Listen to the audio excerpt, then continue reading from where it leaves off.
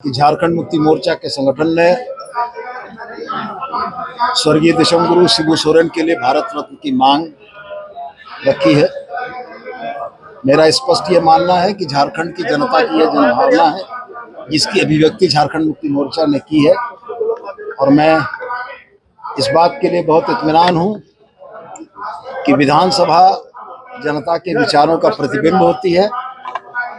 अगर झारखंड की जनता की यह इच्छा है कि दिशमगुरु शिबू सोरेन को भारत रत्न प्रदान किया जाए, तो मेरा व्यक्तिगत मानना यही है कि फ्लोर पर विधानसभा के द्वारा एक सर्वानुमति का प्रस्ताव पारित किया जाना चाहिए और यह सर्वानुमति का प्रस्ताव भारत सरकार को प्रेषित किया जाना चाहिए। शिबू सोरेन के बारे में पढ़ाने की बात हुई है, तो ये जो है डिसीजन हो चुका है एनसीईआरटी के पास, क्या अप्रूवल के लिए आपको भेजेंगे इसको?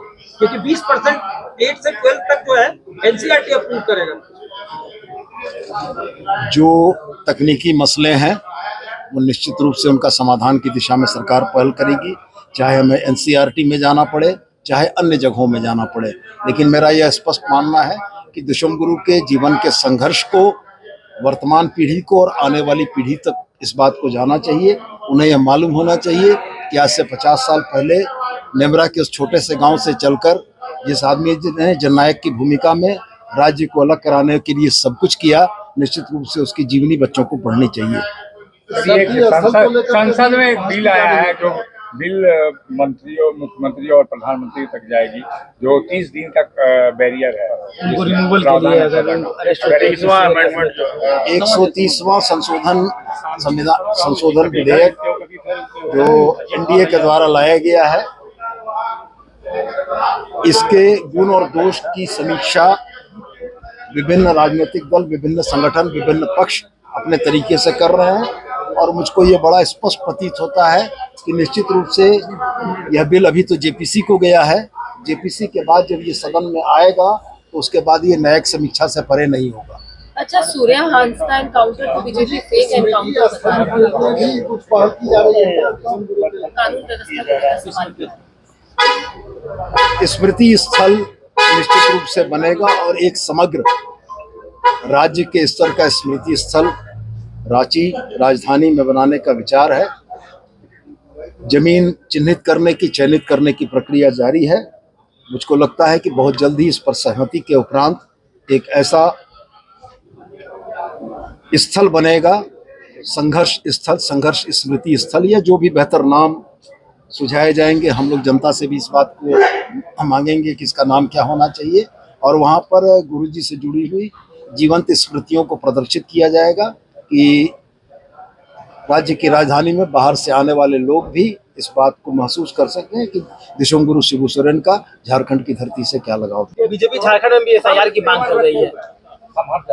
सूर्या हांसदा के सवाल पर आपने किया, मेरा यह स्पष्ट मानना है कि इस राज्य में एजेंसीज हैं, इस राज्य में ऑनरेबल कोर्ट है, और यदि जांच में कोई कमी प्रतीत होती है तो सक्षम न्यायालय उसमें सक्षम आदेश देगा। तो बीजेपी झारखंड में भी एसआईआर की मांग कर रही है, क्या विचार है?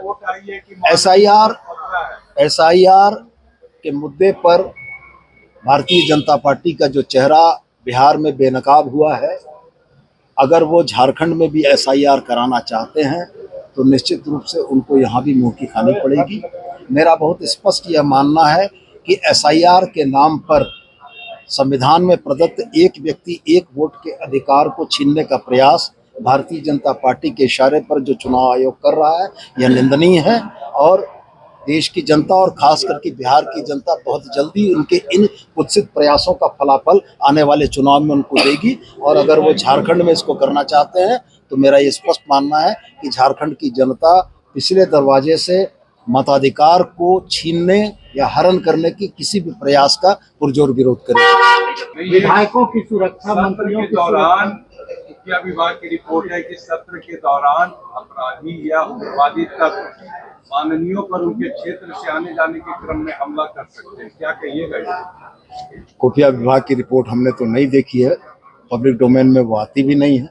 आप तक अगर उसकी सूचना है तो आपके पास उचित सूचना ही होगी, लेकिन मैं स्पष्ट मानता हूं कि खुफिया विभाग की रिपोर्ट के आधार पर हमारी पुलिस, हमारा गृह विभाग निश्चित रूप से सम्यक उसकी समीक्षा करेगा और समीक्षोपरांत जो उचित निर्णय होगा वो किया जाएगा। चंपईदा हल लेकर तैयार है रिम्स टू में हल चलाने के लिए। रोकने के लिए। सरकार से वो पूछ रहे कि किसके आदेश से बाउंड्री हुआ, तो क्या सरकार का स्टैंड क्या होगा रिम्स 2 को लेकर, क्योंकि जब बीजेपी की गवर्नमेंट थी तो जेएमएम ने विरोध किया था, जेएमएम की गवर्नमेंट है तो बीजेपी विरोध करते दिख रही है। किन कारणों से और कैसे करके अतीत की घटनाएं घटी हैं उनका मूल्यांकन वर्तमान में करना बहुत उचित प्रतीत नहीं होता है, लेकिन वर्तमान की जो बात है रिम्स 2 के बनने में जो लोग भी राजनीतिक लाभ के लिए रोड़े अटका रहे हैं, मेरा यह स्पष्ट मानना है कि रिम्स 2 झारखंड की जनता को इलाज के लिए समर्पित एक संस्थान है और अगर उसके बनने में कोई लोग अपने राजनीतिक लाभ के लिए रोड़े अटकाते हैं तो झारखंड की जनता के निशाने पर होंगे। लाइव लगातार के वीडियो को लाइक करें, सब्सक्राइब करें और बेल आइकन को दबाना न भूलें।